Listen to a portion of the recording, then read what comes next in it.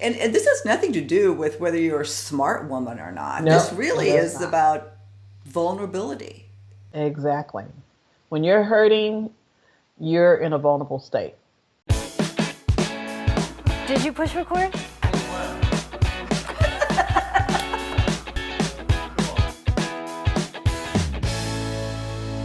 Thanks so much for tuning in again to our second act with Paige and Silka. I want to welcome Cheryl Guidry back to the program today. Cheryl, thanks so much for staying over. Thank you. If you haven't seen our first segment, I'll be sure to link to that. Cheryl is a women's healthcare expert with over 30 years of experience. She's a professional speaker and a relationship counselor who focuses on helping women over 50 who are single enter the dating scene again.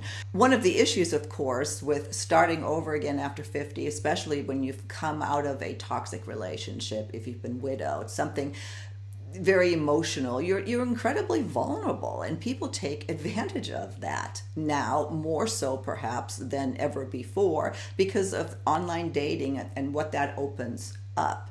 And this is where I read one of your articles on catfishing. I actually hadn't heard that term. Tell me about catfishing and how we identify that. So, catfishing is where a person builds a profile online that is dishonest. It's not who they are. They may use a celebrity's profile picture or someone's profile picture that looks much different than they do. And they go after people who they know through their profiles are in a vulnerable state. Well, one of the things that I learned when I started researching this a little bit after reading your article is that one way, to know that there's something awry here is if this person all of a sudden, you start this relationship, they're overly coming on strong without even having met, and then there is no meeting, and you're somehow in this relationship. I mean, to me, that's inconceivable. Talk to me about that. Yes, sometimes they'll go right from just meeting you to all of a sudden they're in love with you. I should marry you. We'd be good together. Everything is happening too fast, too fast. And that should be a red flag in itself because relationships don't usually go that fast, especially with someone you've never seen in person before. Yeah, so if it smells fishy, it It probably is fishy. It is fishy. again, it's somewhat inconceivable that somebody who you've never met, and even when you push to perhaps have even a video chat or meet in person, is resistant to that somebody would come so far as to give them money or something. But it happens all the time. Yes. Do we just want to, why, because we are vulnerable and we want this to be real because this person making us feel good, we fall for this? Yes. Yes, because these are experts. They know exactly what to say to make you feel good about yourself. If you're a widower, they know that you're lonely.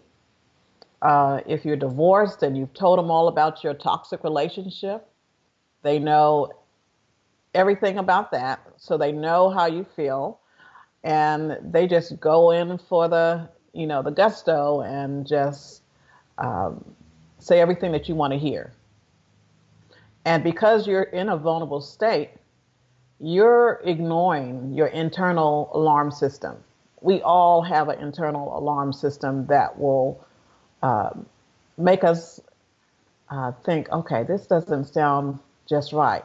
But when you're in that state, we ignore it because we're hearing all those great things that we want to hear.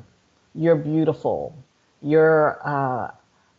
I would love to be with you forever. I'm the best thing that has ever happened to you. Everything that you want to hear, they're telling you. And some women, depending on their level of vulnerability, attach to that really quickly. Yeah. And this has nothing to do with whether you're a smart woman or not. No, This it really does is not. about vulnerability. Exactly. When you're hurting, you're in a vulnerable state. And when you have not healed, you have not done the work from the past hurt, you are in a vulnerable state. So I guess the takeaway would be, yeah, if it's coming on too strong. I mean, to me, it's if you've never met, you're not in a relationship, period. If Right. you've never had a face-to-face meeting, there's something wrong. You're not, no There's matter how something much you wrong. want it to be right, there's something wrong. Exactly. If you want to refrain from beginning a relationship that online, uh, when you are in that state, okay, that's number one. You want to research that profile. If that profile has hardly any friends or anything on that profile, is very skim, you don't see any pictures, or the picture is just too good to be true, that should be a red flag. If it's 6 months down the line and you've been talking to this person and you've never seen them on a chat where you see them in person online, or had a coffee, had a meetup where you have a coffee or a dinner or something, that's a red flag. Um, and definitely don't fall for their stories of financial distress. I want to come see you, but I'm in another country and I just need this money to help me get there because I want to see you. All of that, that's a red flag. Keep your money in your bank. And no matter the sob story about the mother that's dying, um, do not give anyone any access to your financial status. Yeah, it saddens me that we actually feel compelled to have to cover this. That people would do that. I mean, but It's it happening does. every It day. happens every day, and notwithstanding. I'm a big proponent of online dating. I think it's one of the greatest tools that's come, along for, especially as you age, to get back out there because your social circles shrink. So I don't want to discourage people, but Oh, no. no, but I definitely, I think we need to bring that to everybody's attention, because as hard as it is to believe, I mean, you might be listening here and going, I can't believe, I would never do that. The key word is vulnerable state, and being lonely, extremely lonely. If you're extremely lonely and you have someone telling you all the things that you want to hear, the tendency is for you to pull that in, and listen. And just remember, these people are very good at what they do. They're very good at what they do. Yeah. And so when you don't feel like you understand, or you're not sure, ask someone, get a close friend, ask someone, do your research. Yeah, that's a good point. One, tell somebody else and get their perspective. And two, I'm going to link to an article that I found where there's Google actually has some really good tools to check on profiles and check out URLs, to where you, like the pictures even that they post, you can see where else they pop up. I won't go into all the details here because it's a security thing, but I thought that was really interesting. So we'll link to that. Cheryl, we're coming to the end of this segment. Is there anything else you want to leave our viewers with? Listen to your intuition. Listen to your intuition. If it doesn't sound right, or it sounds like it's just too good to be true, it usually is.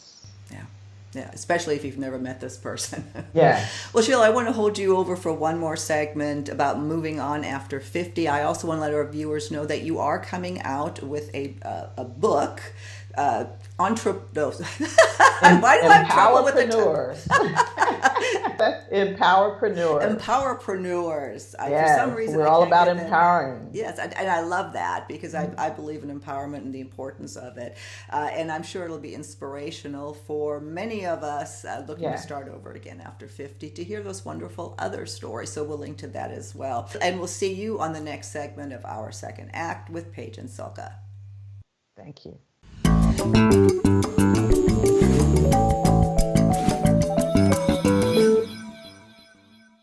If you haven't already done so, please be sure to subscribe to our channel. The button is right here. Just click on through to YouTube, and when you see that little bell next to the subscribe button, hit that too. We'll notify you every time we start a new video. See you next time.